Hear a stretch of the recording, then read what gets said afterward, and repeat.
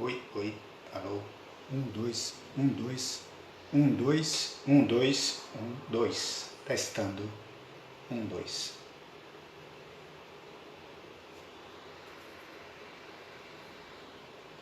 1, 2, testando.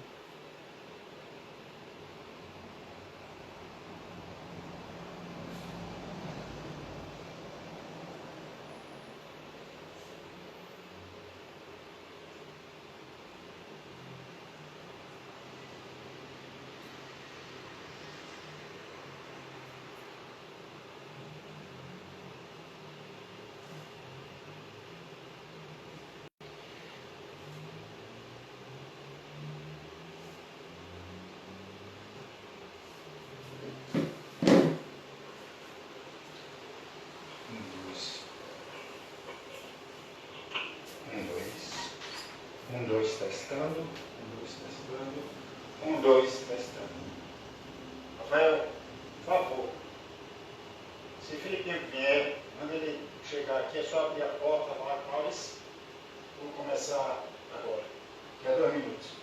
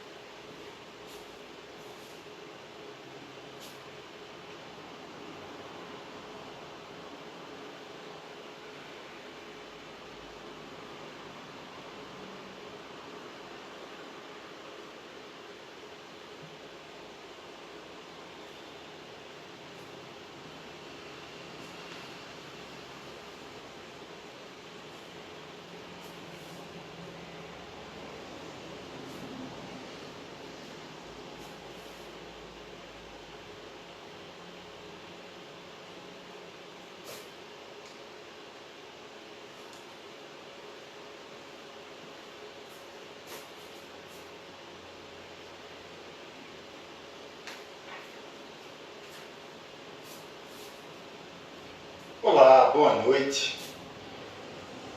Dentro de mais um minutinho estaremos começando o nosso curso sobre o Evangelho de São Mateus. Vá se organizando já no seu lugar, se preparando, se colocando em posição de oração, para que o Espírito Santo nos ajude nesta noite a aprofundar, a mergulhar, começar a mergulhar nos mistérios do Evangelho de São Mateus. Junte-se aí, pegue sua água, pegue o seu bloquinho de anotação e daqui a 1 minutinho, 2 minutinhos nós estaremos começando.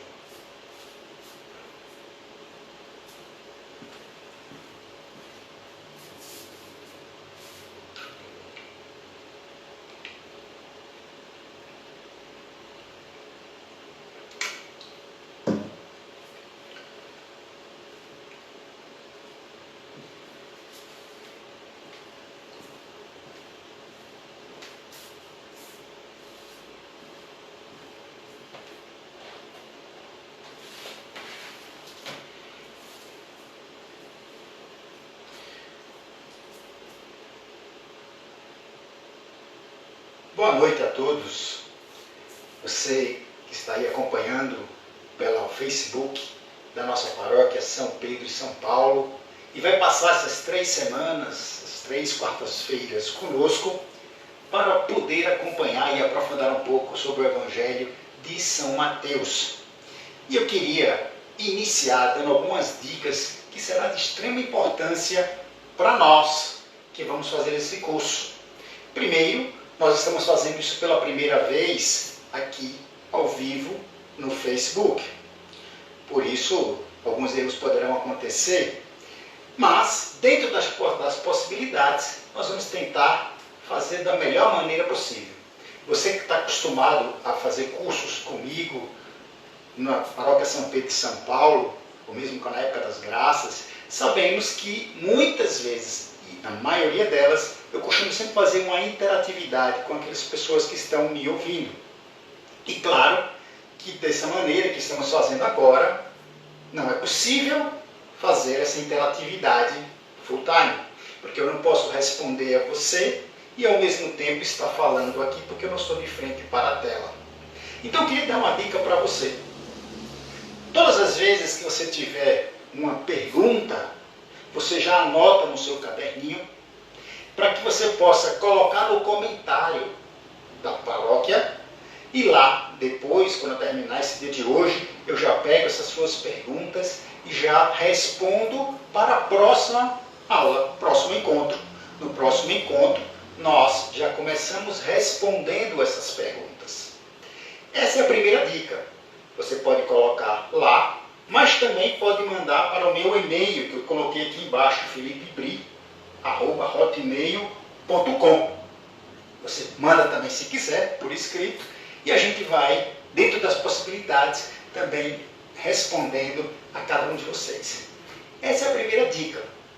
A segunda dica que eu queria trazer para nós é que você tivesse o seu celular, se você está assistindo pelo celular, gostaria que você colocasse ele na posição horizontal. Porque como nós vamos trabalhar com um slide, você tem condições de ampliar, a tela já vai ficar maior por natureza e você consegue ampliar ainda mais. E aí você consegue aproximar e anotar aquilo que é mais importante. Segunda dica. A terceira dica que eu teria para você, tenha um bloquinho de notas, uma caneta, para que você possa, aquilo que lhe interessar, você copia, anota, porque você quando terminou esse encontro, você vai rever aquilo que anotou, vai poder passar a semana analisando, verificando, para que possa aprofundar nos estudos. Quarto ponto, quarta dica, essa não poderia deixar de existir. Sua Bíblia, lógico, importante que você traga a sua Bíblia, tenha ela ao seu lado, para que você possa ou acompanhar de imediato, ou anotar e acompanhar quando você terminar a cada momento. Lembro que o seguinte, eu vou utilizar a Bíblia da tradução da CNBB, mas não necessariamente você tem que usar a Bíblia da tradução da CNBB. Você pode ter várias, pode estar na Bíblia de Jerusalém, a Bíblia pastoral, até outras que você conheça e que você pode utilizar. O que vai acontecer, provavelmente, é que a palavra, uma palavra, outra palavra, um termo será diferenciado, mas o sentido será o mesmo. E por quinto, que nós possamos pedir ao Espírito Santo de Deus, sempre quando for começar e terminar, pedir a Ele a sabedoria para poder aprofundar esse Evangelho. Então convido a você agora para invocar a Santíssima Trindade comigo. Em nome do Pai, e do Filho, e do Espírito Santo. Amém. Vinde, Espírito Santo, enchei os corações dos vossos fiéis, e acendei neles o fogo do vosso amor. Enviai-vos, Senhor, o vosso Espírito, e tudo será criado, e renovareis a face da terra. Oremos. Ó Deus, que instruíste os corações dos vossos fiéis, com a luz do Espírito Santo, fazei que apreciemos retamente todas as coisas, segundo o mesmo Espírito, e que gozemos sempre de sua consolação, por Cristo, Senhor nosso. Amém. Seja muito bem-vindo, muito bem-vinda nesse curso do Evangelho de São Mateus. Espero que durante esses 3 encontros, que começam hoje à noite, você possa mergulhar, sentir o gosto de aprofundar a cada dia mais nos ensinamentos de São Mateus. O curso que nós estamos começando hoje não é simplesmente fazer uma homilia, não é? Não é fazer uma homilia sobre os textos de Mateus. Também iremos fazer algumas observações em cada texto de Mateus. Mas nós vamos começar a fazer um caminho, não é? Desde como foi a formação do Evangelho, Por que surgiu o Evangelho? Para quem foi escrito o Evangelho? Qual era o objetivo que o evangelista queria? Não é? Como é que são feitos, como é que são divididos os trechos também do Evangelho de Mateus, ponto a ponto, para que você possa entender cada vez melhor este Evangelho. Por que nós escolhemos então o Evangelho de Mateus? Queria lembrar um outro detalhe. A igreja usa o seu tempo litúrgico no anos A, B e C. Este ano, fora esse período que nós estamos agora no período da Páscoa, né, período forte, nós estamos também no período de tempo comum, vamos utilizar o Evangelho que é destinado do ano A, que é o Evangelho de Mateus. B, o ano B, Marcos, destinado ao Evangelho de Marcos, e o ano C, destinado ao Evangelho de São Lucas. Isso se excetua nos casos das festas e nos tempos fortes. Mas, no dia a dia, no tempo comum, você vai escutar sempre aos domingos o Evangelho de São Mateus. Por isso que foi escolhido para trazer para nós nesse nosso encontro. Tá? Muito bem, então eu queria começar com o Evangelho de Mateus, com talvez uma das passagens mais conhecidas, mesmo que você não tenha o conhecimento profundo da Bíblia, dos Evangelhos, mas certamente você já ouviu alguém, pelo menos, falar uma dessas frases, que está no Evangelho de São Mateus, no capítulo 5, de 3 a 10. Eu vou ler aqui na minha Bíblia, mas você pode olhar e acompanhar aí também no nosso slide. Felizes os pobres no espírito, porque deles é o reino dos céus. Felizes os que choram, porque serão consolados. Felizes os mansos, porque receberão a terra em herança. Felizes os que têm fome e sede de justiça, porque serão saciados. Felizes os misericordiosos, porque alcançarão misericórdia. Felizes os puros de coração, porque verão a Deus. Felizes os que promovem a paz, porque serão chamados filhos de Deus. Felizes os perseguidos por causa da justiça, porque deles é o reino dos céus.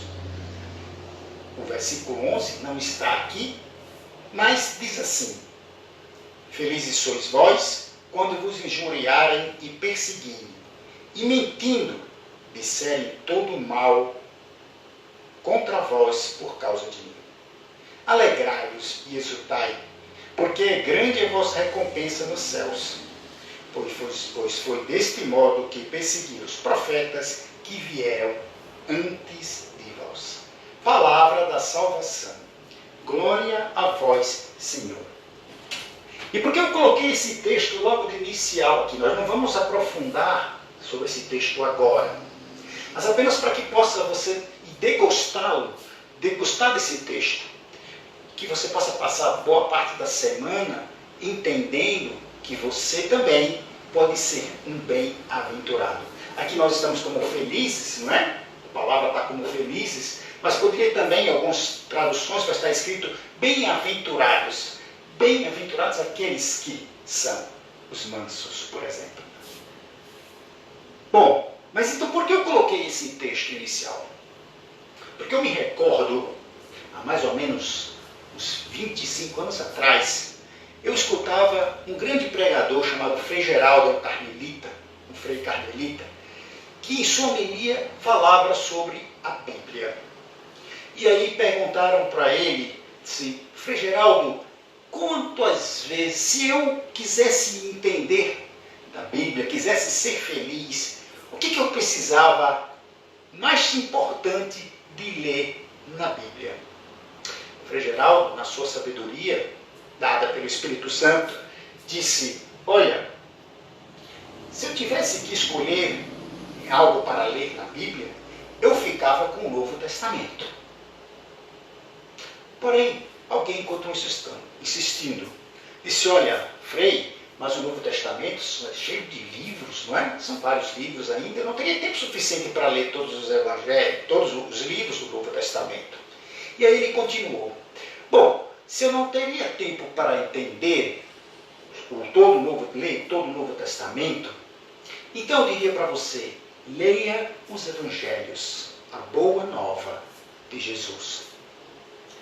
E aí insistir não mais, mas mesmo assim, se você não tem tempo para ler todo o evangelho, eu ficaria com um texto das bem-aventuranças.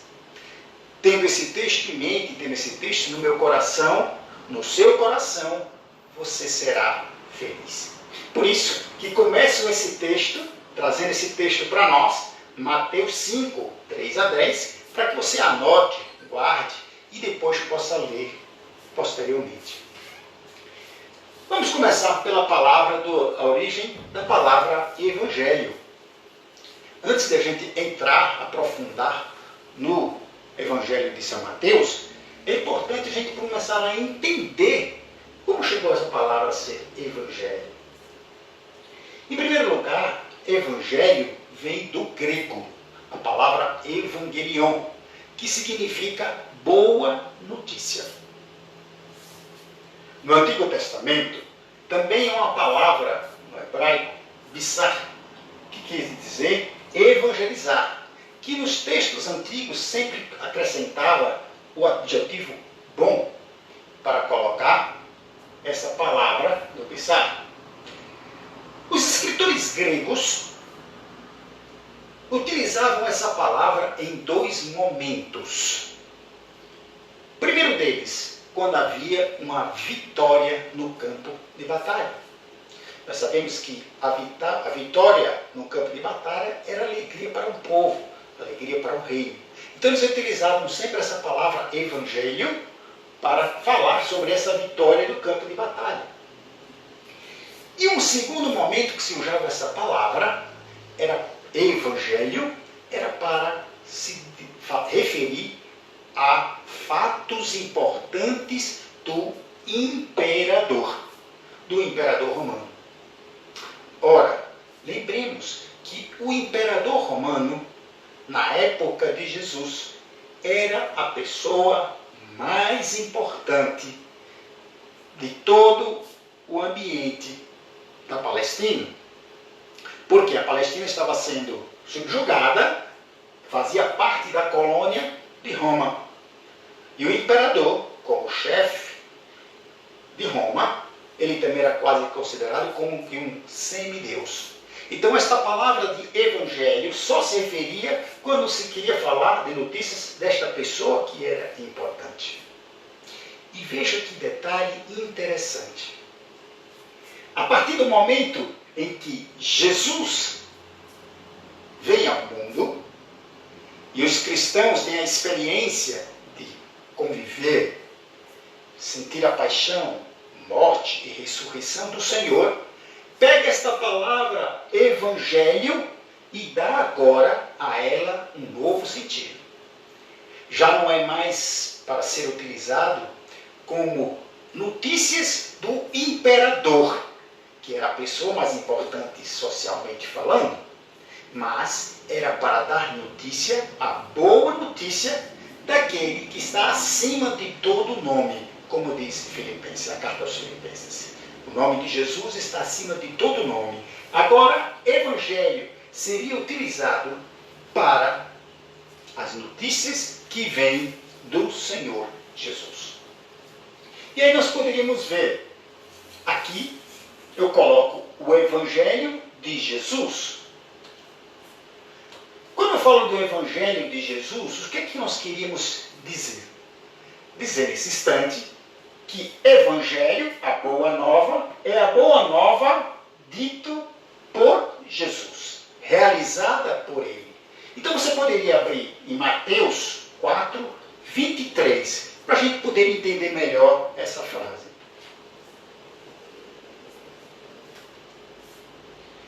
Em Mateus 4, 23,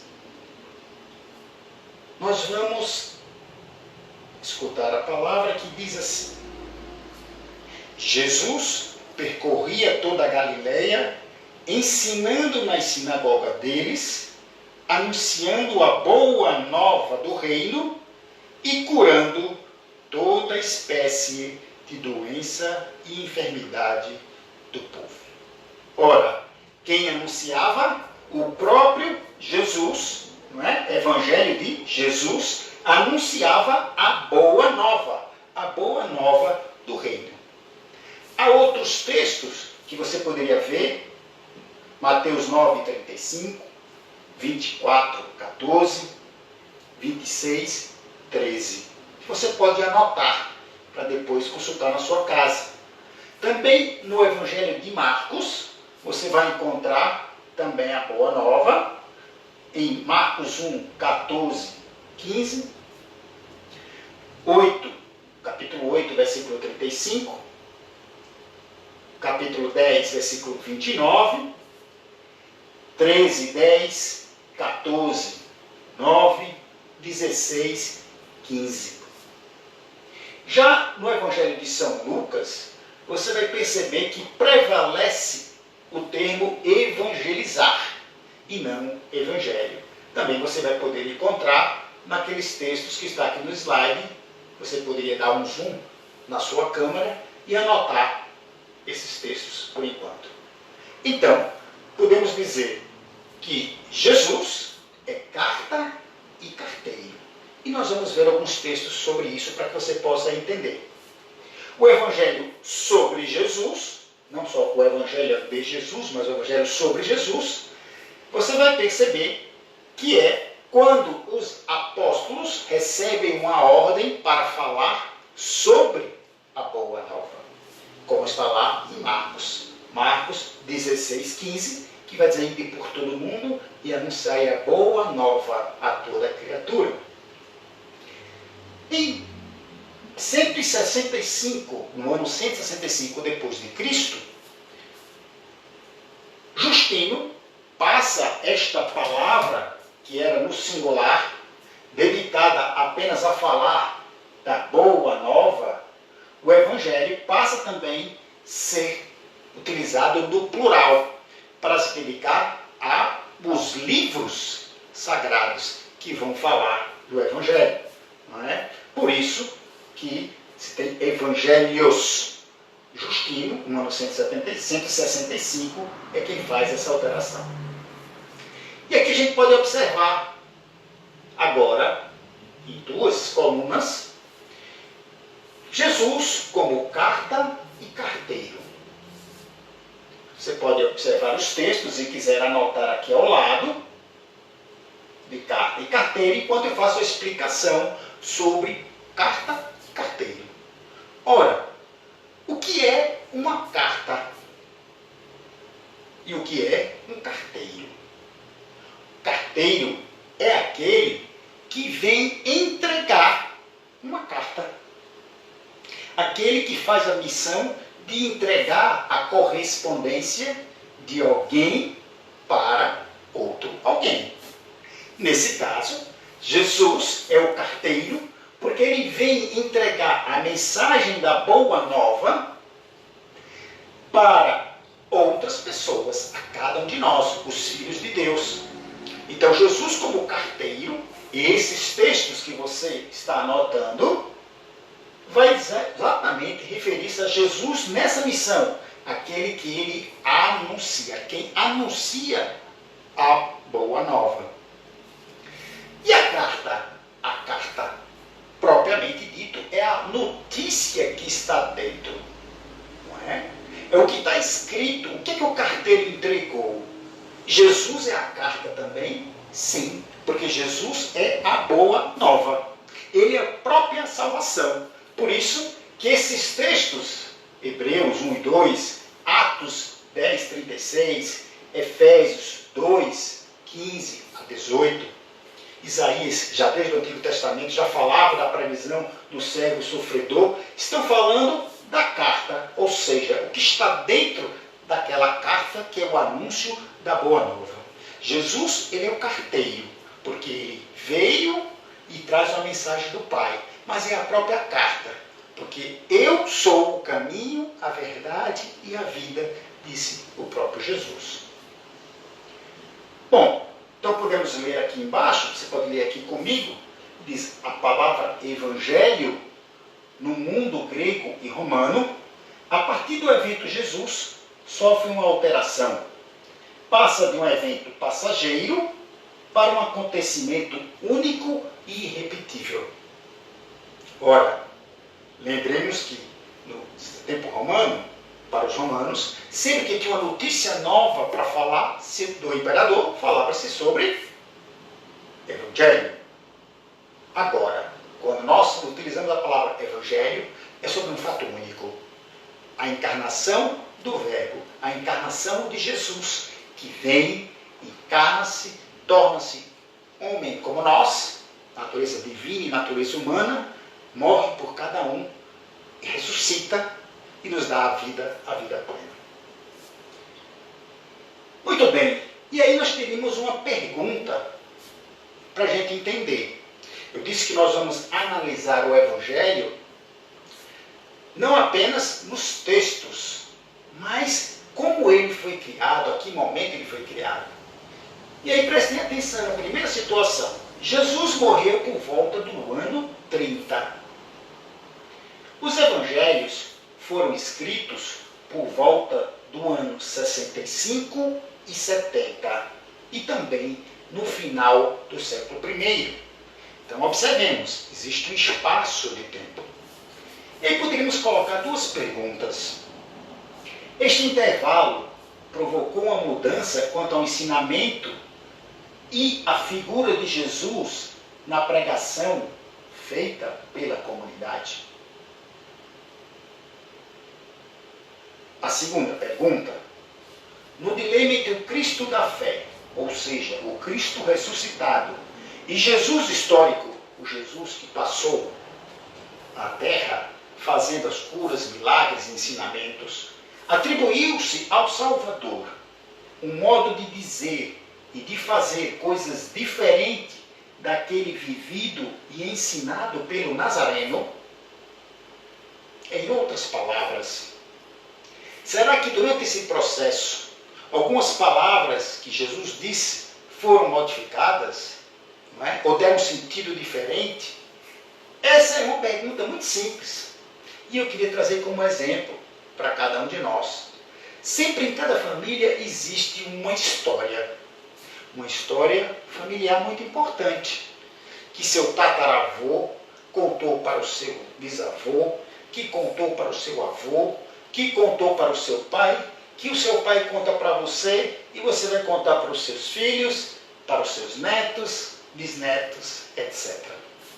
Ora, desde quando essa pergunta, essa história foi contada, até chegar no bisneto, muito provavelmente você vai esquecer algum detalhe ou contar algo diferente. Não no texto principal, na história principal, mas principalmente quando se refere a detalhes. Assim também acontece com o Evangelho. Por isso que muitas vezes nós escutamos no Evangelho, nós temos no Evangelho de Mateus algo, no Evangelho de São Marcos outra coisa, no Evangelho de São Lucas outra palavra, porém a história ela é a mesma, porém com algumas nuances diferentes entre um texto e outro. Por quê? Porque na realidade, ou com o passar do tempo da escrita, alguns detalhes foram perdidos por um e foi colocado por outro. Bom, então nós precisamos entender, já entendemos que o Evangelho ele foi escrito nesse prazo de tempo, 35, 40, 50 anos após a morte de Jesus. Então nós temos 3 momentos para que a gente pudesse chegar ao que nós temos nos Evangelhos hoje. Isso é importante, porque o Evangelho que nós temos hoje não foi o mesmo Evangelho como está aqui. Não é que a palavra, não é que a mensagem não seja a mesma, mas é que o Evangelho, para chegar onde nós chegamos, onde está hoje, todo compilado, ele passa por diversas fases. para que a gente possa entender essa formação. A primeira fase está aqui, nesse momento histórico. O momento histórico, o evento Jesus, ou seja, o Senhor, está no meio do seu povo. Lá ele está falando, ensinando, pregando, curando, acolhendo, realizando os seus atos messiânicos. E quem está junto com Jesus são os seus apóstolos, que são testemunhas de tudo aquilo que o Senhor fez e disse. O segundo momento que nós vamos ver é o que nós chamamos de momento da tradição. O que é o momento da tradição? É exatamente no momento após a morte de Jesus e a sua ressurreição, que já não se encontra, Jesus já não se encontra mais no meio, pelo menos fisicamente falando, não se encontra mais no meio dos apóstolos, mas já foi para a casa do Pai. E quem está neste momento são os apóstolos e a geração pós-apostólica. Ora, mas neste momento existe o que nós chamamos da transmissão oral. Um passava para o outro. Os apóstolos passavam o que tinham vivenciado com o nosso Senhor. Isso é o que nós chamamos da transmissão oral, de um para os outros. E o terceiro momento, que é o que chamamos de momento redacional, é já pós-apostólico, é a segunda geração dos cristãos que já pegam, acolhem do histórico, da tradição e começa a registrar na escrita para que possa se perpetuar para todas as gerações. Este momento é o momento pós-apostólico. Então vamos analisar um pouquinho cada um desses momentos. Começando nesse momento histórico, para que você possa entender. Você vai enxergar, durante a leitura do Evangelho, muitas situações, muitas figuras, muitos personagens. E esses personagens estão exatamente neste momento histórico que você precisa entender. Primeiro aspecto, na época de Jesus, a cultura que mais estava prevalente era a cultura grega. Os pensadores gregos é que começavam a falar e a filosofar, traziam para as pessoas que estavam naquele setor da Palestina. Vinham trazer a sabedoria. Então a cultura que mais estava presente era a cultura grega. Eles estavam sobre essa influência dessa cultura. O ambiente romano, apesar da cultura ser grega, havia um ambiente romano muito claro. Nós já sabemos que no período de Jesus, já foi dito anteriormente, quem dominava a Palestina era Roma. Portanto, na parte política e na parte do direito, se encontrava claramente o ambiente de Roma. Lembrem que lá no Evangelho vai dizer, quando quiseram entregar Jesus, quando Jesus foi preso, e depois de ter ouvido de ser julgado no Sinédrio, vocês vão lembrar que os fariseus, o sumo sacerdote, vai conversar com o governador, o procurador do governador, né? Para dizer o quê? Olha, nós não temos aqui o poder de mandar matar. Só quem tem o direito são vocês, que são romanos. Veja, porque estavam sob a sujeição de um direito romano. E existe um terceiro ambiente, chamado o ambiente judaico da religião, que nós vamos detalhar um pouco mais para a gente poder entender agora. Bom, antes de chegarmos nessa divisão do contexto religioso, eu queria lembrar também a divisão, porque muitas vezes você vai escutar lá, Jesus estava à margem do mar da Galileia.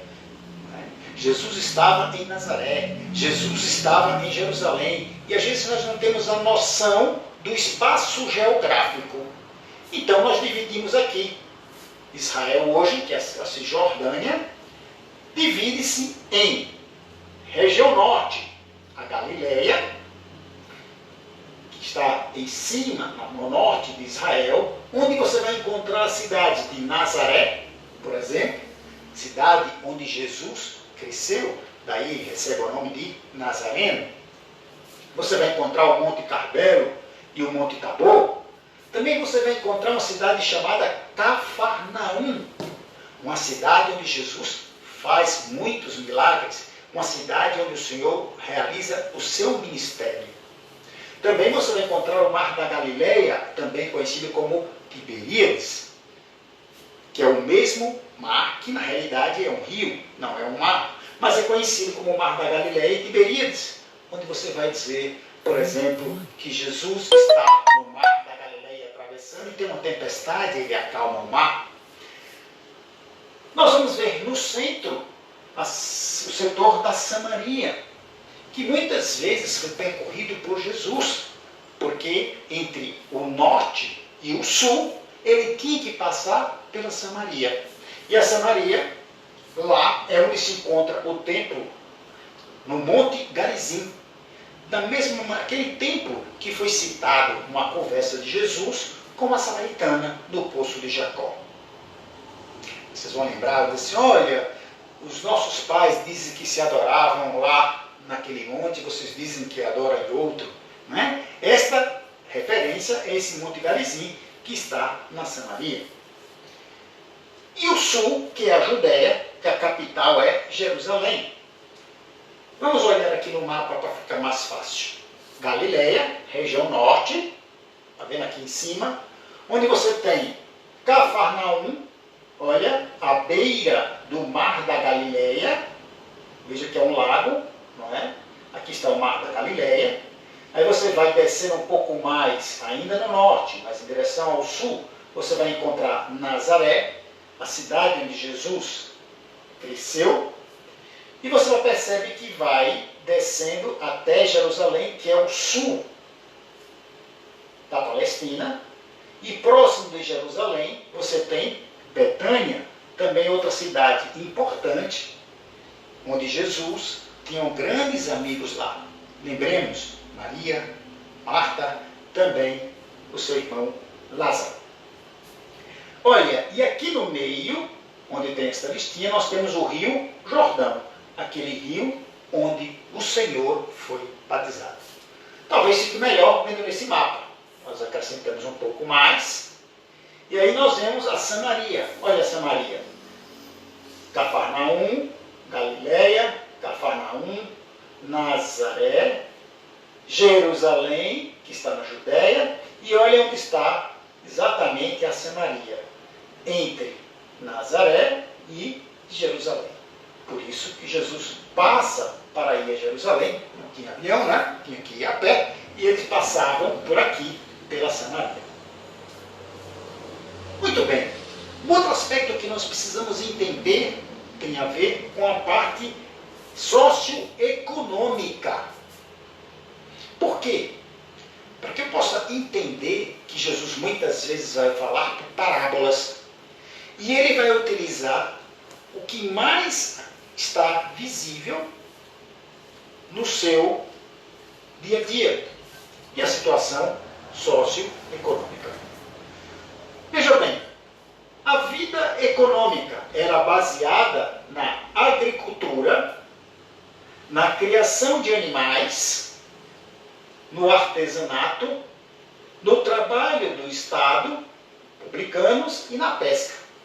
Por isso que muitas vezes Jesus vai usar como exemplo esses tipos de trabalhadores. Lembrem, ele fala, o semeador saiu a semear. Ou, por exemplo, lancem as redes do lado direito. Né? Ou quando ele vai falar sobre os publicanos, as prostitutas e os cobradores de impostos entrarão no reino do céu primeiro do que vós. Bem como a parte da criação de animais, as ovelhas. Eu sou o bom pastor e o bom pastor cuida das suas ovelhas. O dinheiro que era utilizado na época era o dinheiro dos hebreus, chamado ciclos, o dinheiro romano, chamado denário, a dracma, que era o dinheiro grego, e o fenício, uma moeda que também existia naquele período. Eram 4 moedas diferentes. E isso é importante, por quê? Porque você vai perceber também no texto do Evangelho, às vezes ele vai utilizar, por exemplo, o denário, ou então ele vai falar de ciclos, ou do dracma. A gente consegue perceber isso quando vai ver nas leituras do Evangelho.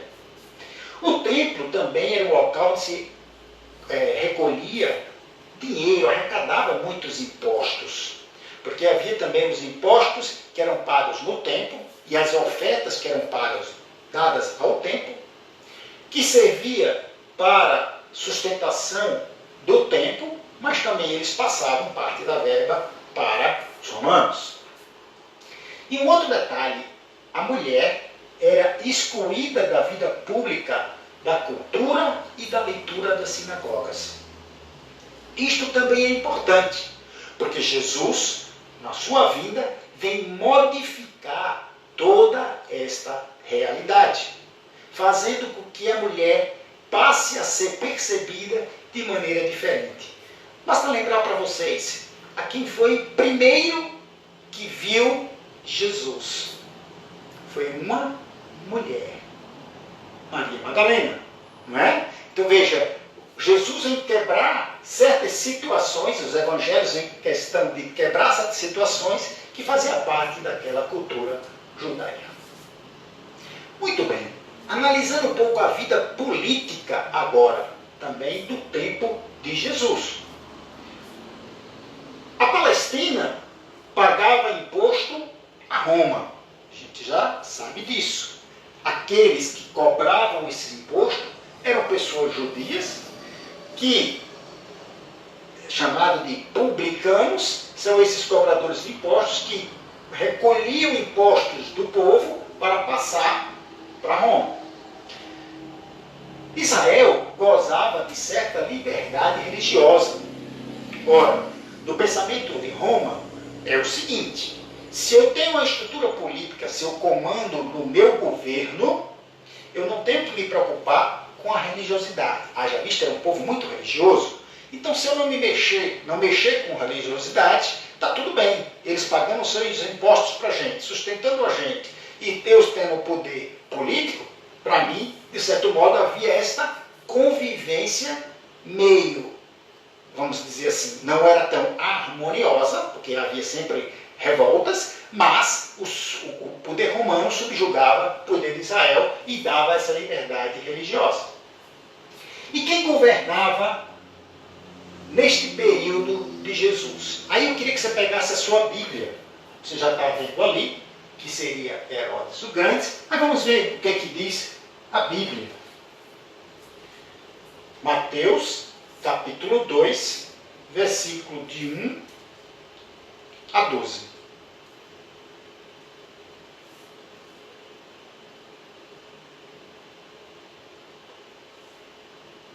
Depois que Jesus nasceu na cidade de Belém da Judéia, na época do rei Herodes, alguns magos do Oriente chegaram a Jerusalém, perguntando: onde está o rei dos judeus que acaba de nascer? Vimos a sua estrela no Oriente e viemos adorá-lo. Ao saber disso, o rei Herodes ficou alarmado, assim como toda a cidade de Jerusalém. Ele reuniu os sumos sacerdotes e os escribas e perguntou: onde o Cristo deveria nascer? E responderam: em Belém, na Judéia, pois assim escreveu o profeta: e tu, Belém, terra de Judá, de modo algum é menor entre as principais cidades de Judá, porque de ti sairá um príncipe que será pastor do meu povo. Então Herodes chamou em segredo os magos e procurou saber deles a data exata em que a estrela tinha aparecido. Você pode seguir o texto aí pela frente, não é? Bom, isso só para confirmar o que nós estávamos falando sobre quem estava governando na época era Herodes o Grande. Após a morte de Herodes, a Palestina vai se dividir em duas. A região sul, governada por Arquelau, e a Galileia, governada por Herodes Antipas, aquele que vai mandar degolar João Batista. Vocês se lembram bem desse fato. Ele dá uma festa e a sobrinha da esposa dele vai, Herodias, dança e pede um presente. E o presente era a cabeça de João Batista numa bandeja. Pôncio Pilatos era o procurador romano na Judéia e inimigo de Herodes Antipas. Essa era a estrutura política na época de Jesus. E agora a gente vai analisar um pouco sobre a parte religiosa, para que você possa entender um pouco mais também a nível do Evangelho e a gente começar a fazer certas ideias um pouco melhor, porque talvez sejam diferentes da nossa realidade hoje.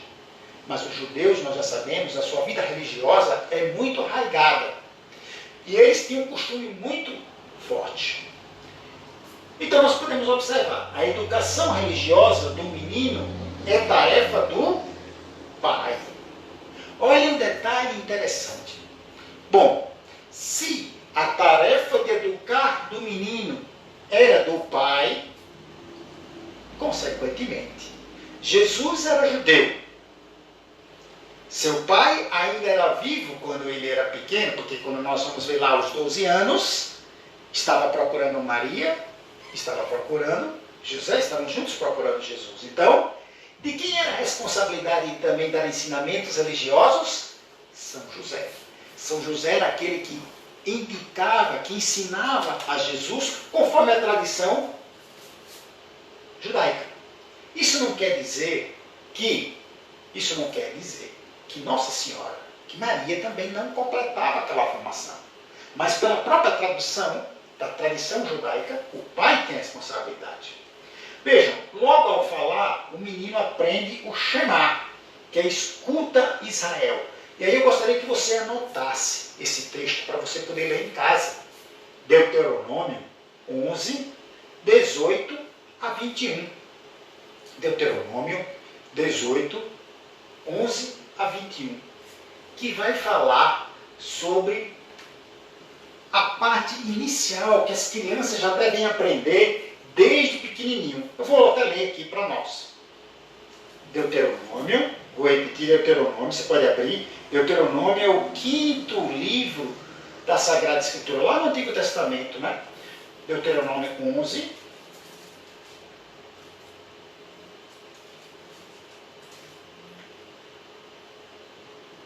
18 a 21. Anote também Números 15, 37, 41. Números 15, 37, 41. Gravai estas minhas palavras em vosso coração, em vossa alma. Prendei-os como sinal às vossas mãos, e sejam elas como faixas entre os vossos olhos. Ensinai a vossos filhos, falando-lhes dela, seja quando estiver sentados em casa, seja andando a caminho, tanto ao deitardes como ao levantardes. Escreve nos umbrais da tua casa e nos portões de tua cidade, para que vossos dias e os dias dos vossos filhos sejam tão numerosos na terra, que o Senhor jurou de dar a vossos pais como os dias do céu sobre a terra. Veja, desde pequenininho, o menino já começava a entender. Já começava a ter a certeza no seu coração que precisava andar com a lei no seu coração. E isso vai ser importante para nós podermos entender durante o Evangelho de Mateus, que é um evangelho que vai ser escrito para um público-alvo, porque às vezes tem certos conflitos entre o judeu e a pregação de Jesus. Bom, o Shemoneh são 18 bênçãos que também o menino aprendia, já aos 5 anos, ele iniciava a ler a leitura da Torá. Já começava a escutar na própria casa a leitura do Torá. Aos 10 anos, esse menino tinha a Mixná, que são tradições orais, os costumes religiosos passados já para essa criança. Aos 12 e 13 anos, eles eram considerados como filhos de preceito da lei. Oficialmente, ele passava a ter o direito de ler a Torá nas sinagogas. Lembram do detalhe que aconteceu aos 12 anos? Jesus vai a Jerusalém com a mãe e o pai, Maria e José. E ele já estava com 12 anos e ele se encontra no templo. E no templo ele estava conversando sobre a Torá com os mestres da lei. Então, a esse período, ele já tinha direito de poder estar falando, lendo e discutindo sobre a Torá. Aos 18 anos, o Chupali, que é a celebração do casamento. Para o judeu, os 18 anos, mas para os homens, era mais ou menos a data que eles tinham que casar, a idade que eles tinham que casar. Para as meninas, 12 a 13 anos. O sumo sacerdote era eleito pelo povo. Ele era eleito e tinha um poder religioso e civil. Vocês lembram que eu falei para vocês que, apesar de estar sobre o jugo romano, aos judeus, eles tinham uma vida religiosa, eles respeitavam a vida religiosa. E, claro, que tinha uma vida administrativa, que também era dado por este sumo sacerdote eleito. Vou lembrar dos famosos, Caifás, não é? Sumo sacerdote da época que Jesus foi julgado, ele também tinha esse poder. Então, ele era vigia sobre o culto e a aplicação da lei, e preside a Assembleia do Povo e o Sinédrio, exatamente quando se reunia aquele conselho para decidir algo importante para o povo de Israel. E aí nós vamos ver alguns personagens também que faz parte dessa vida religiosa que você vai encontrar no Evangelho de Mateus, mas também no de Marcos, Lucas, João. Você vai escutar sobre alguns personagens, para a gente começar a entender bem esses personagens. Os escribas e doutores da lei. Estes eram os depositários da ciência, peritos em lei. Eram aqueles que tinham sabedoria, conheciam a lei, a Torá, como a gente diz no ditado popular, de cabo a rabo. E era dividido em 2 grupos: os fariseus e os saduceus. Quem eram os fariseus? Eram aqueles que eram rigorosos observadores das prescrições da lei, dos sacrifícios, dos tributos, das oblações, do puro e do impuro, do sábado e dos 613 preceitos que foram acrescentados à lei para que o judeu pudesse observar. Eles se consideravam santos e justos. Lembre-se, muitas vezes vai haver um conflito entre estes, que são os fariseus, com o próprio Jesus. Conflitos muitas vezes pesados, não é? A ponto de Jesus dizer: vocês nem entram no reino dos céus, e ainda fecham a porta daqueles que querem entrar. Porém, existiam também fariseus que foram amigos de Jesus. A gente vai ver isso depois, em outra ocasião. Mas vamos dar um exemplo. Nicodemos, aquele que escutou de Jesus dizer: necessário vos é nascer de novo. O segundo grupo chama-se os saduceus, que contestam a ressurreição. Os fariseus acreditavam na ressurreição, este grupo religioso não. Eles contestavam a ressurreição. E representa a aristocracia sacerdotal, o poder econômico, e eram amigos dos romanos. também a estes Jesus vai conversar e combater algumas vezes. Ainda nós tínhamos os zelotas, que eram partido nacionalista, guerreiros armados, que acreditavam que o reino de Deus, o messianismo, o Messias iria chegar e promover uma revolução através das armas. A tradição diz que, por exemplo, Judas Iscariotes, aquele que traiu Jesus, era da linha dos zelotes. Também ainda tínhamos os herodianos, que são sobreviventes de uma dinastia de Herodes, eram amigos palacianos, podemos dizer assim. E nós temos também os essênios. Estes possuíam um notável perfil espiritual e moral. Eles saíram e iam para as cavernas de Qumran, refugiavam-se no deserto, né? E normalmente lá nas cavernas de Qumran, e eles tinham uma expectativa sobre o Messias, a chegada do Messias. Eles eram pessoas profundamente de oração. Alguns acreditam que João Batista tenha sido dessa origem dos essênios. Muito bem. E aí nós vamos para aquele momento da tradição que eu falei para vocês. O segundo momento da tradição, que era o momento apostólico e pós-apostólico. E aí nós podemos parar em 3 pontos. Primeiro, o desafio que eles tinham: receber e transmitir com fidelidade o que tinha visto e ouvido. Lembre-se que é apostólico e pós-apostólico. Os apóstolos viram e ouviram. Então eles podiam transmitir aquilo que viram e ouviram com fidelidade. E aqueles que foram pós-apostólicos, imediatamente após os apóstolos, também ouviram de quem? Daqueles que foram verdadeiramente testemunhas. Então tinha que ter essa certeza que tinha que receber essa informação e transmitir com fidelidade. Qual era a experiência fundante dessa transmissão? O que vem que vocês acham que mexeu com os apóstolos para que pudesse anunciar esse Jesus?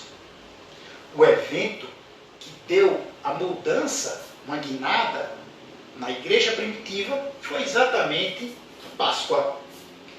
A paixão, a morte e ressurreição do Senhor.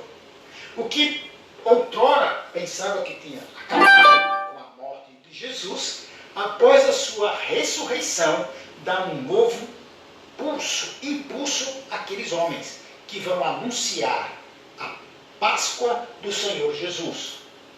Então eles têm a certeza que a morte de Jesus não foi o fim, e sim os transformou em testemunhas. E a gente vai ver um texto que vai falar exatamente disso. Muito bem, continuando ainda todo esse entendimento, e lembro que nosso primeiro encontro é muito mais para rever todo esse contexto que fez o Evangelho, né? Para que depois a gente possa entrar propriamente nos textos. Olha, qual era a atividade da comunidade do ressuscitado? Primeiro era o querigma, era o anúncio exatamente desse mistério pascal. Eles começam a anunciar, e é isso que você precisa entender com clareza, que, por isso que eu disse, para a gente entender como começou a ser construído o Evangelho, para que chegou até nós, eles começam do mistério pascal e depois vão retornando para o início da vida de Jesus. Inicialmente, quando começava a pregação, não era Jesus como pequeno que nasceu. Não, o primeiro anúncio que eles faziam era exatamente sobre esse mistério pascal. Paixão, morte e ressurreição do Senhor. Como nós podemos encontrar em Atos dos Apóstolos 2, 23 e 24. Pega aí na sua Bíblia, Atos dos Apóstolos 2, 23 e 24.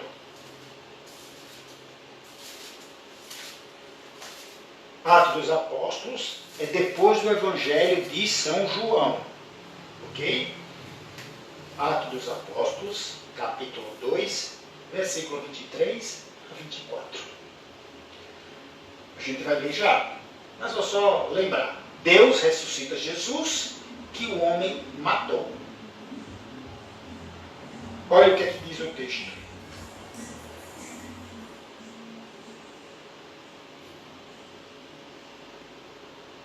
Deus, em seu desígnio e previsão, determinou que Jesus fosse entregue pelas mãos dos ímpios e vós o matastes, pregando numa cruz.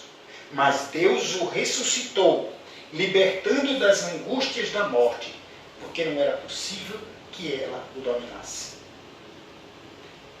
Veja, essa é a pregação de São Pedro, logo após, que ele começa o seu trabalho. Depois da ressurreição de Jesus, da ascensão de Jesus aos céus, São Pedro começa a anunciar esse Jesus que vós matastes, como está dizendo o texto. O homem matou aquele que era a salvação.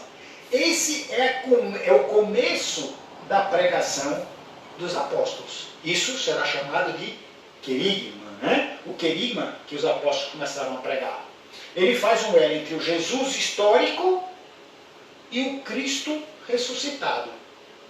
O Jesus histórico, sempre que nós falarmos de Jesus histórico, é quando nós estamos falando do período em que Jesus estava entre nós, realizando sua atividade, desde o seu nascimento até o seu ministério, morte. E o Cristo ressuscitado, como a própria palavra diz, após a ressurreição, o Cristo da fé, que nós podemos também chamar assim. Então, o primeiro momento, voltando a repetir, o primeiro momento do querigma foi o Cristo ressuscitado. Lembra do texto? Vós matastes Jesus e Deus o ressuscitou dos mortos. E depois eles começam a fazer um histórico de toda essa vida de Jesus. Então ele foi construindo a boa nova de Jesus. Por isso que nós colocamos aqui a catequese. Por que isso vai ser importante? Porque aqui vai dizer mais ou menos para nós por que os evangelhos eles são adaptáveis à comunidade. Por exemplo, vejamos. Adapta-se a pregação aos destinatários. O que quer dizer? Quer dizer o seguinte: cada evangelho ele tem um público-alvo. Daqui a pouco nós vamos saber qual é o de Mateus. Mas cada evangelho foi escrito pensando numa comunidade X, que tinha uma característica X, que vivia e tinha costumes X, que era diferente da outra comunidade na qual o outro evangelho foi escrito. Certo? Então isso é muito importante, porque se adapta à pregação dos destinatários, que é o que nós fazemos hoje também. Quando você vai falar, por exemplo, se você vai fazer uma pregação, você não vai chegar numa favela, por exemplo, e dar uns exemplos de alguém que vive viajando pelo mundo, porque provavelmente aquela pessoa não vai conseguir captar o que você quer dizer. Nada contra a favela, nada contra aquele que é rico. Nós estamos colocando do ponto de vista de exemplos, certo? Existe uma adaptação a quem eu vou falar. Assim também aconteceu com o Evangelho. Todo processo catequético vai precisar de alguém que seja um guia. Há uma leitura cristológica na linha da predição, cumprimento. Ou seja, a minha catequese, eu começo a lembrar do que passou, Olha, a predição, havia uma profecia de que o Messias iria vir, e essa profecia se cumpre em quem? Em Jesus. Então os evangelistas começam a entender que precisam centrar a informação, aquela informação, no Cristo, leitura cristológica, fazendo essa referência. Olha, ouviste o que era dito nas profecias? Essas profecias se cumpriram em Jesus. E só depois disso é que se fazia uma profissão de fé. E eles faziam essa catequese, não é? Trazendo os problemas do dia a dia.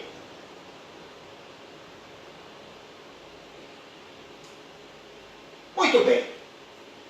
E agora nós vamos ver aqui o Evangelho de toda a vida de Jesus. O querigma, volto a repetir, isso é importante para a gente entender a formação do Evangelho de São Mateus, como de Marcos, como de Lucas. O querigma passa de um anúncio estritamente restrito da morte e ressurreição e começam a passar a consideração de toda a vida do Mestre. Quem era o Mestre? O Senhor Jesus. Não é? Então, o que era apenas da paixão e morte do Senhor, passa agora a ser, neste período catequético, uma releitura desde o princípio de quando Jesus nasceu, a seu ministério, morte e ressurreição. Então, você percebe que nos evangelhos, você vai encontrar, por exemplo, relatos sobre a paixão. O choque que eles sentiram exigiu uma reflexão imediata em vista de uma compreensão que foi gradativa. O que ele quer dizer com isso? Ele quer dizer que como conseguir entender que aquele que era o amor, aquele que fez maravilhas, aquele que fez coisas boas, de repente morreu. Foi assassinado por aquele próprio povo que ele curava, libertava e amava. Ora, isso gerou um problema para aquelas pessoas, que começaram a fazer uma reflexão, quando da ressurreição de Jesus, viu que a morte não poderia segurá-lo. E ali começa um novo tempo para eles. E eles começam a entender que algo diferente aconteceu. Vocês vão lembrar, em um texto que a gente não vai ler aqui agora, mas, por exemplo, a conversa em que Jesus está revelando, está no Monte Tabor, e de repente está conversando com Elias, está conversando com Moisés, e os apóstolos dizem: Senhor, então vamos ficar aqui conosco, você quer que a gente construa uma... E o Senhor os proíbe de dizer aquilo ali, porque era uma revelação futura. Certo? Então a gente pode pensar que tudo é feito de uma reflexão que a gente viu. No item B, nós vemos que os ditos, propriamente dito, são ditos presentes numa fonte que vai ser comum aos evangelhos de Marcos, Mateus e Lucas, uma fonte chamada fonte Q, que compreende todo o material narrativo comum em Mateus e Lucas, mas que está ausente em Marcos.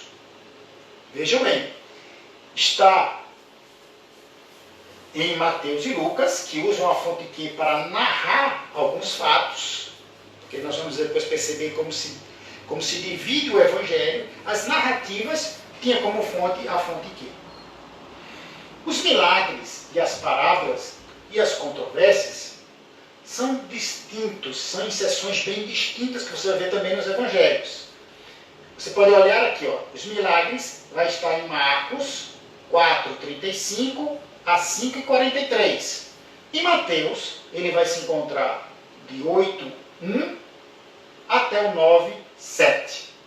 A mesma coisa acontece com parábolas, capítulos diferentes, em Marcos 4, de 1 a 34, e Mateus 13, 5.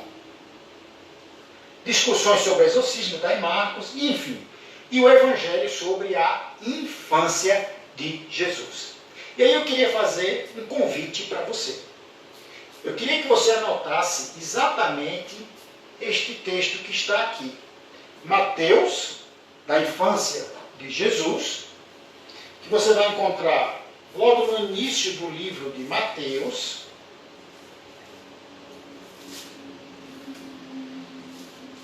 No livro de Mateus, ele vai começar do versículo 1, né? E vai falar, e vai terminar lá no capítulo 2.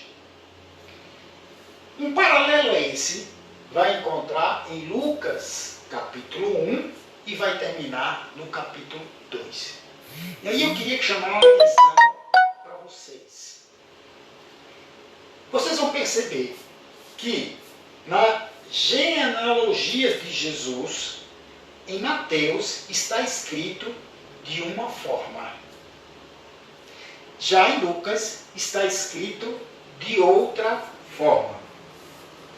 E aí eu queria que você depois analisasse, lesse e descobrisse essa diferença. Na próxima reunião, eu diria para você, no nosso próximo encontro, eu falo para você.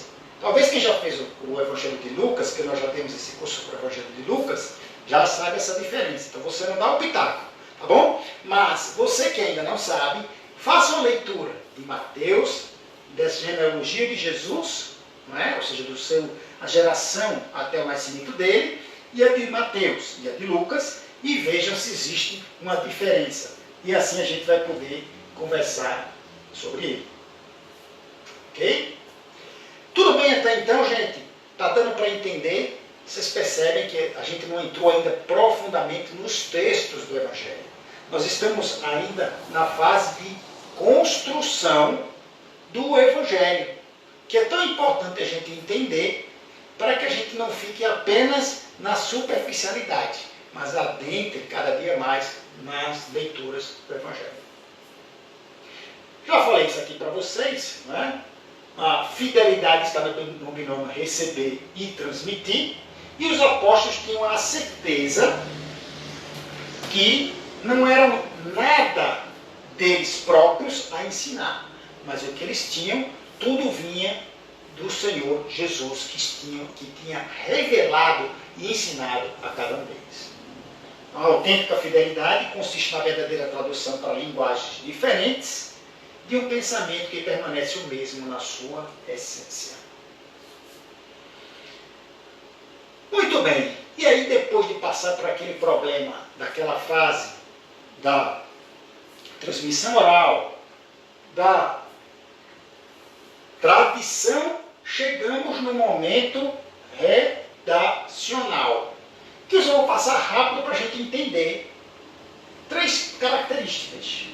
Ó, a redação é a fase final da formação dos evangelhos, que precisa ser considerado 3 aspectos fundamentais. Agora sim, veja, o evangelho, quando ele termina, ele foi considerado exatamente esses 3 aspectos.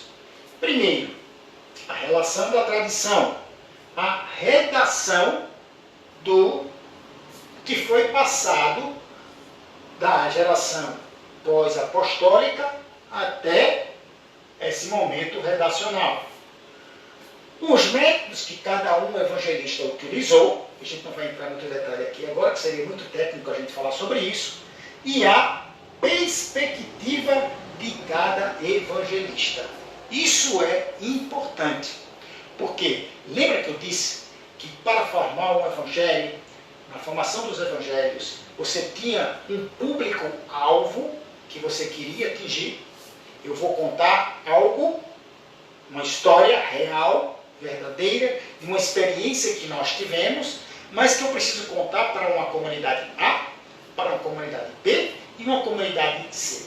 Então, essa perspectiva de cada evangelista, ela é fundamental na nossa vida.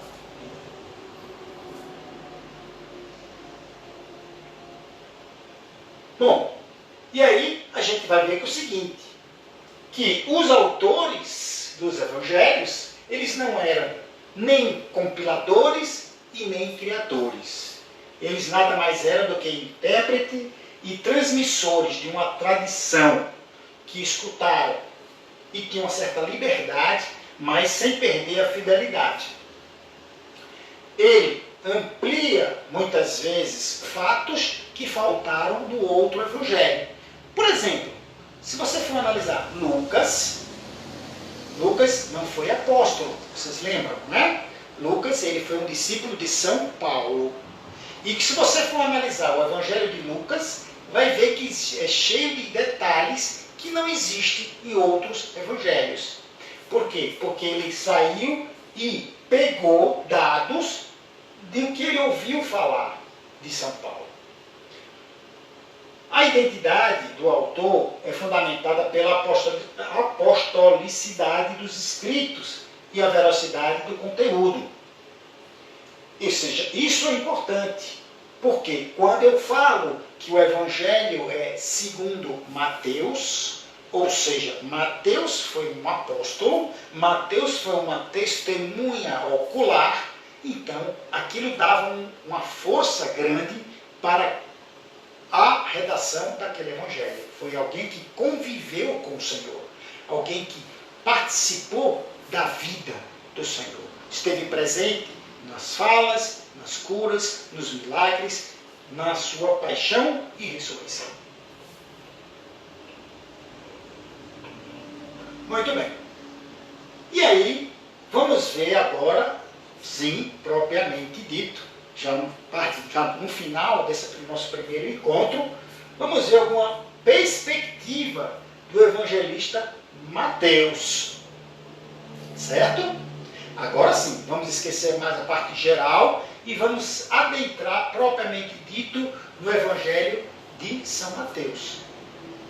Qual a característica de São Mateus? A particularidade. Vocês lembram que eu falei que cada evangelho tem uma perspectiva. O evangelista, quando vai escrever, ele tinha algo em mente. Tinha uma comunidade em mente para anunciar a boa nova de Jesus.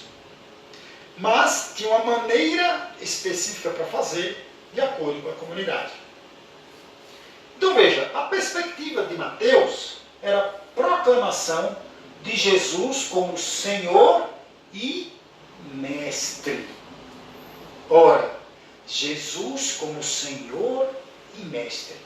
Senhor, aquele que comanda a sua vida, lhe dá a vida e você passa então a ser comandado por ele. A sua vida é entregue para o senhorio desse Senhor, desse Jesus, Senhor e Mestre. E o que é Mestre? Mestre é aquele que tem ensinamentos, lhe dá ensinamentos para que você tenha uma vida progressiva. Ou seja, para que a cada dia você receba mais o conhecimento e se torne um verdadeiro discípulo de Jesus. Essa é uma das perspectivas do Evangelho de São Mateus. Por isso que nós vamos ver daqui a pouco, quando se fala de detalhes, que Jesus fala muito sobre discursos. Discurso é característico de quem é mestre, de quem está ensinando. Lembram do começo do texto, onde nós falamos lá em Mateus 5, bem-aventuranças? Bem-aventuranças é uma narrativa, é alguém lhe ensinando. Você quer ser feliz? Ótimo. Se você quer ser feliz, então você tem que fazer isso, tem que fazer isso, tem que fazer aquilo. Isso é bem característico de quem está ensinando, de quem é mestre. Ele considera uma perspectiva comunitária. Ou seja, ele tem a função de formar uma comunidade. Fortalecer uma comunidade X, que a gente vai ver já qual é. Mas ele queria dar essa concepção de comunidade. Não é apenas um ensinamento para que você seja só, que você seja feliz só, mas que você participe de uma comunidade e essa comunidade cresça em busca dos ensinamentos do Mestre, chegando a se tornar pleno. Eu vim para que todos tenham vida e vida em abundância, disse Jesus. Nós vamos perceber que também na perspectiva de Mateus, ele vem retirar dos discípulos a ignorância e a cegueira. Ora, como mais ou menos seria isso, diácono? Lembra muitos dos discursos e das palavras de Jesus, ele vem utilizar sobre a questão da cegueira. Vou dar um exemplo para vocês. Tem um momento que ele vai dizer assim: o cego pode guiar outro cego? Não é? Um questionamento que está no Evangelho. Exatamente por isso, ele vem tirar a cegueira de quem não conseguia entender Deus como um Deus amor, um Deus que é Pai, um Deus que tem compaixão. E não apenas um Deus que era carrasco, aquela visão caolha do judaísmo, não é? Um Deus que era rígido, por isso que tinha muitas leis, e esquecia do essencial, que era a lei do amor. A gente vai aprofundar depois esses temas. Conserva algo do segredo messiânico. Como assim, Diácono Felipe? Abre Mateus 16, 20. Mateus, capítulo 16, versículo 20. Ora, um pouquinho antes, 16, só para você entender a frase, mas se a gente for ver, a partir do 13, é a profissão de fé de São Pedro. Vamos ler. Acho que seria interessante a gente ler até o 20. Mateus, abra sua Bíblia, Mateus, capítulo 16, versículo de 13 a 18. Repetindo, Mateus 16, de 13 a 18. Jesus foi à região de Cesareia de Filipe e ali perguntou aos discípulos: quem dizem as pessoas ser o Filho do Homem? Eles responderam: alguns dizem que é João Batista, outros Elias, outros ainda Jeremias ou alguns profetas. E vós, retornou Jesus, quem dizeis que eu sou? Simão Pedro disse: tu és o Cristo, o Filho de Deus vivo. Jesus então declarou: feliz é tu, Simão, filho de Jonas, porque não foi a carne nem o sangue quem te revelou isso, mas o meu Pai que está no céu. Por isso eu te digo, tu és Pedro, e sobre esta pedra edificarei a minha igreja, e as forças do inferno não poderão vencê-la. Eu te darei as chaves do reino dos céus, e tudo o que desligares na terra será ligado nos céus. Tudo o que desligares na terra será desligado nos céus. Em seguida, recomendou aos discípulos que não dissesse ninguém que ele era o Cristo. Ou seja, veja, ele tenta conservar, apesar dele revelar aos discípulos, aos apóstolos, aqueles que eram mais próximos, na perspectiva de Mateus, era necessário se manter também o segredo messiânico, proibindo duramente aos discípulos que não falassem o que eles tinham acabado de ouvir, que ele era o Messias. Né? Muito bem. Uma outra perspectiva de Mateus está aqui, delineia a relação entre Jesus e sua igreja. Isto é importante dentro da perspectiva de Mateus. Esse evangelho é um evangelho que é muito dedicado à igreja, por sua própria natureza. Lembra que eu falei que ela tinha uma perspectiva comunitária? Quem é a comunidade? Quem é a comunidade? Não é apenas você, mas é você, juntamente com seu irmão, juntamente com outro irmão, juntamente com os sacerdotes, juntamente com todo e aquele todo batizado. Isto é a comunidade. E esta comunidade, feita pelo batismo, iniciada, gerada pelo batismo, é o que nós chamamos de igreja. Então ele tem uma perspectiva, delinear essa relação sempre entre Jesus e sua igreja. Nós acabamos de ler nessa frase, há pouco tempo atrás, repetindo, Mateus 16, 18, que vai dizer: por isso eu te digo, tu és pedra, e sobre esta pedra edificarei a minha igreja. E as forças do inferno não poderão vencê-la. Sobre esta pedra edificarei a minha igreja. Palavra de São Mateus, lá formando este evangelho. Eu tenho interesse para que possa atingir a igreja, a comunidade como uma igreja. Por isso que é um dos textos tremendamente importante do evangelho, bastante utilizado na igreja. É chamada, também na perspectiva, Mateus, a ensinar tudo que Jesus havia ordenado, especialmente no Sermão da Montanha. Então, se você pegar o capítulo 5 e 7, você vai perceber que é um grande discurso de Jesus que vai falar exatamente,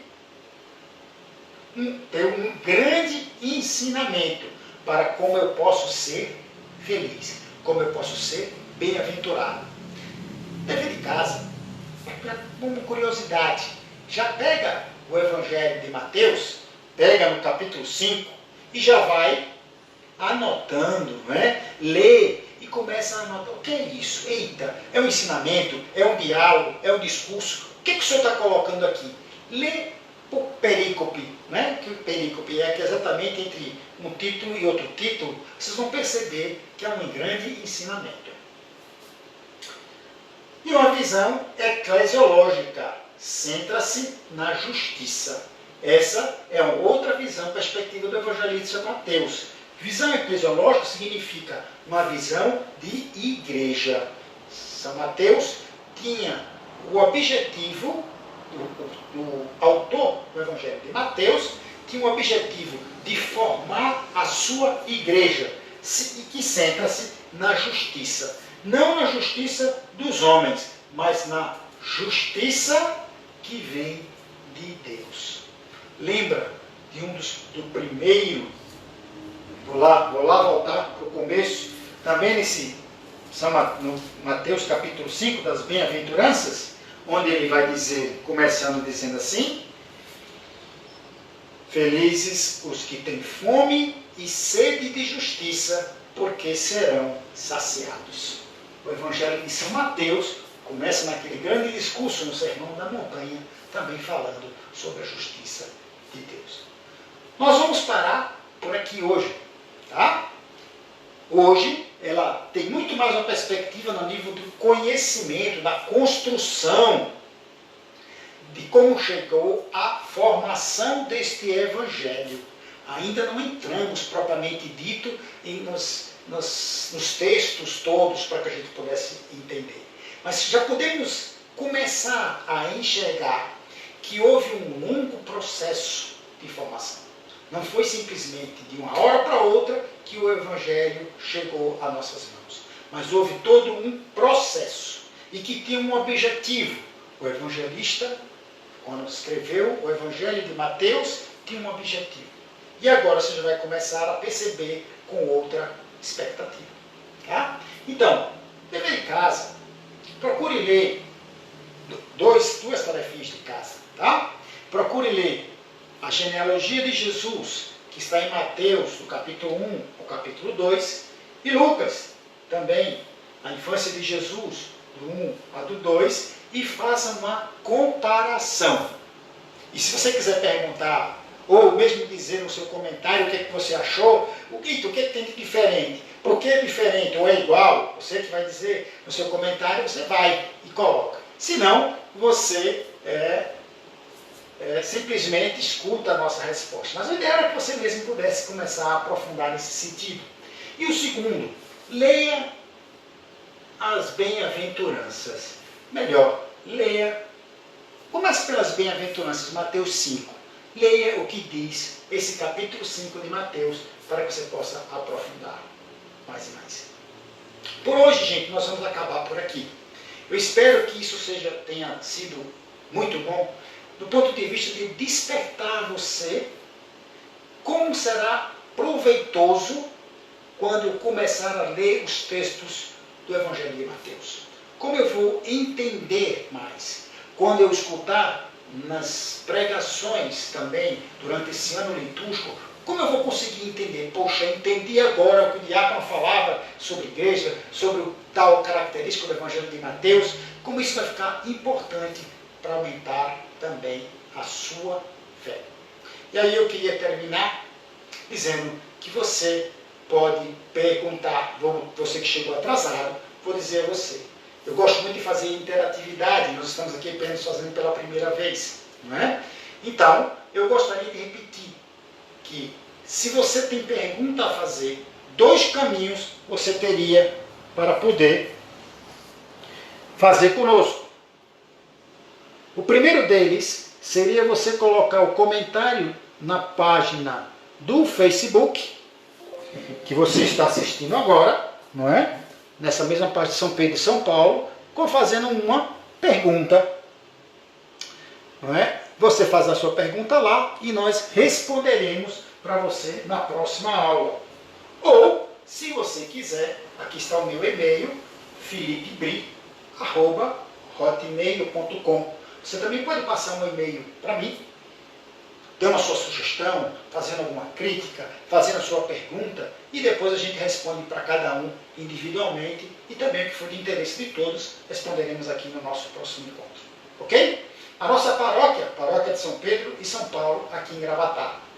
Vocês sabem também que nós estamos nessa pandemia, é uma pandemia que tem incomodado bastante, não é? A todos nós, muito dolorosa, com perda de muitos entes queridos, também da própria convivência entre as pessoas, nesse momento de isolamento social. Mas nunca esqueçamos, nós temos a esperança porque vivemos a fé no Senhor Jesus, aquele que dá a vida. Então, sejamos luzes, como vai dizer no Evangelho de São Mateus, somos luz e sal da terra.